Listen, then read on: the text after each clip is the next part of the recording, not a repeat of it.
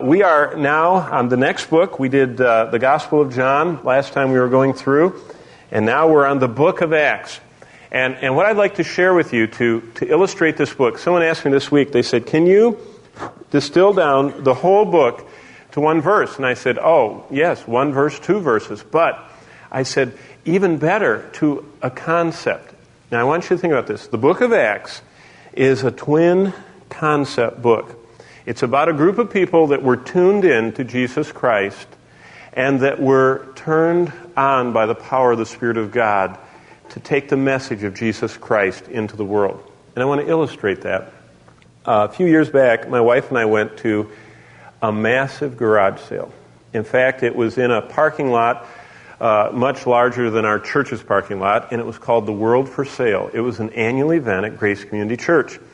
And once a year, all the 10,000 to 12,000 people dropped off everything that was saleable in an outlying parking lot that the church owned, and they would let the college class spend a whole week arranging it in these hundreds of feet long rows of tables. It was just amazing, the process, and they'd cover it with plastic. And finally, the Saturday of that week, the whole city of, at least the Valley of LA, knew about the World for Sale.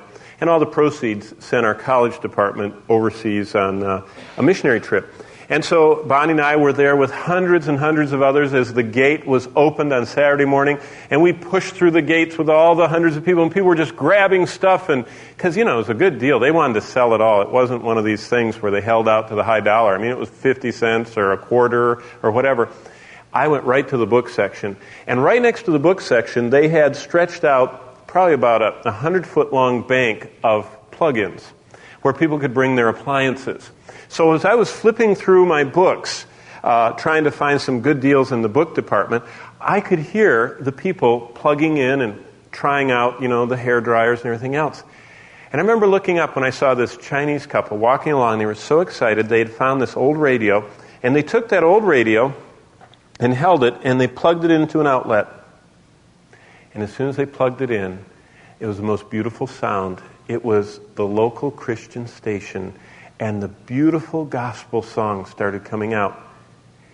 And that has stayed with me ever since as the most beautiful picture of the book of Acts. Think about it.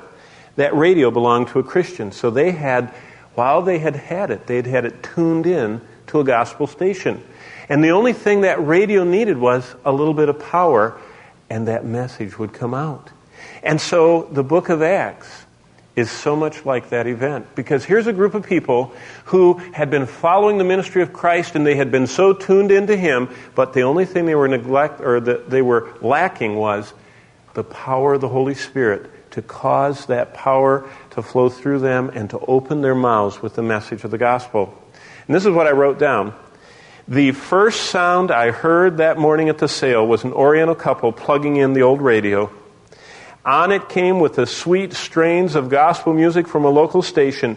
And as you catch the thought, out of the hundreds of items that were at that sale, when that radio that was formerly owned by a member of Grace Church was picked up, it was already tuned in to a Christian station. All it needed was the power, and the message came out. There are two themes in the book of Acts. First, Christians in the first century were tuned into Christ. Secondly, all they needed was the power of the Holy Spirit to come on in their lives, and out came the message of Christ everywhere they went. And the lesson for us tonight is, as we read this book, we need to be asking ourselves the same questions. Are we tuned into Christ, and are we plugged into the power of the Holy Spirit? Because if so, we'll talk about Him. It'll just come out of our lives. Now let me show you what I mean.